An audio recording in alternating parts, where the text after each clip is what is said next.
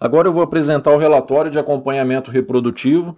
É um relatório bem prático para criadores e principalmente para técnicos trabalharem com rebanho de matrizes no campo. Ele apresenta informações importantes do status reprodutivo e produtivo para avaliar individualmente cada uma das vacas e das novilhas do plantel. Aqui nessa tela é necessário informar a idade gestacional para realizar o diagnóstico de gestação, o período voluntário de espera, que é o período após o parto, a partir do qual as vacas são liberadas para a monta, e a idade para a entrada das novilhas em monta. E então clica no botão Relatório Geral para que seja apresentado o relatório. Nessa primeira página a gente tem aqui as novilhas que ainda estão em recria e realmente não tem idade para entrar em monta, mas para poder ter um acompanhamento mesmo desses animais. Mais à frente a gente tem as fêmeas que ainda estão em recria no sistema, só que elas já têm idade de acordo com o que a gente informou para poder entrar em monta, para se tornarem novilhas aptas, né? E a gente vê aqui que elas ainda estão como recria, então já é um pequeno alerta para poder saber por que essas novilhas ainda não entraram em monta, se elas já têm idade. Mais à frente a gente já tem as novilhas que são aptas, que já teve a sua aptidão reprodutiva pelo software. Algumas aqui já até têm um histórico reprodutivo, mas ainda estão vazias. Então, por exemplo, essa primeira novilha ela já teve uma cobertura aqui em 21 de junho, com um DG negativo nessa data, né? Foi utilizado um sêmen, uma inseminação com esse reprodutor aqui, e aqui tem algumas observações que foram lançadas. E o software calcula algumas informações e outras são feitas pelo lançamento de ocorrências reprodutivas ou de exame ginecológico. Por exemplo, essa novilha, o software informou que ela sofreu uma IATF nessa data, e que teve também o implante de progesterona. Essa informação do implante é uma informação inserida no software, no histórico desse animal, através do lançamento de ocorrências reprodutivas. Na próxima página a gente tem as vacas vazias normais porque estão abaixo de 30 dias pós-parto. Esse 30 dias é o período voluntário de espera que foi informado lá na geração do relatório. Então a gente pode ver aqui que todas essas vacas tiveram um parto a menos de 30 dias, o que a gente pode observar pela coluna DPP, que significa dias pós-parto. Todos esses animais estão dentro do prazo.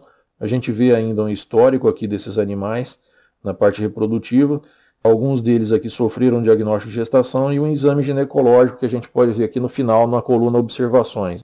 Na próxima página a gente tem as vacas vazias atrasadas, que estão acima do PVE informado. Nós já temos aqui um histórico reprodutivo, último parto, dias pós-parto. Algumas delas sofreram já um diagnóstico de gestação e algumas delas também tiveram o exame ginecológico com informações anotadas pelo técnico durante esse exame. Mais à frente a gente tem as novilhas que já foram cobertas ou inseminadas, mas ainda não teve a confirmação do diagnóstico. Elas estão abaixo de 50 dias, que foi o período para poder fazer o diagnóstico informado lá na geração do relatório. Aqui a gente tem um histórico reprodutivo um pouco mais completo. São novilhas que têm aqui a data de cobertura, o número de serviços já ocorrido para cada uma delas, a idade gestacional, o tipo de acasalamento, se inseminação ou monta natural, o reprodutor utilizado para cada animal e na última coluna as observações inseridas pelo técnico, como exame ginecológico ou como observações ou como ocorrências reprodutivas. Mais à frente, novilhas para reexame, que são novilhas que já sofreram um diagnóstico, porém o técnico ficou na dúvida se estavam gestantes ou não e marcou como reexame. Um pouco mais à frente, vacas inseminadas também sem confirmação e vacas para reexame.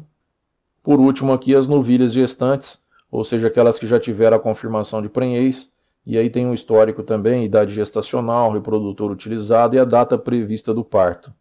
Mas no final a gente tem também as vacas na mesma situação, as vacas gestantes que já tiveram um diagnóstico de gestação confirmado.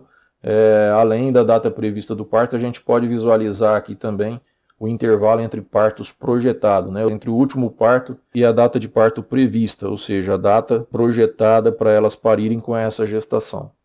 Aqui no meio a gente também tem uma coluna do número de serviços que foram necessários para essa gestação. Então você vê que tem vacas aqui que precisaram de muitos serviços, né? Muitas coberturas ou inseminações, como é o caso desse animal que precisou de 11 serviços para poder confirmar a prenhez. Na página final a gente tem uma legenda explicando cada uma dessas siglas, né? O que elas significam.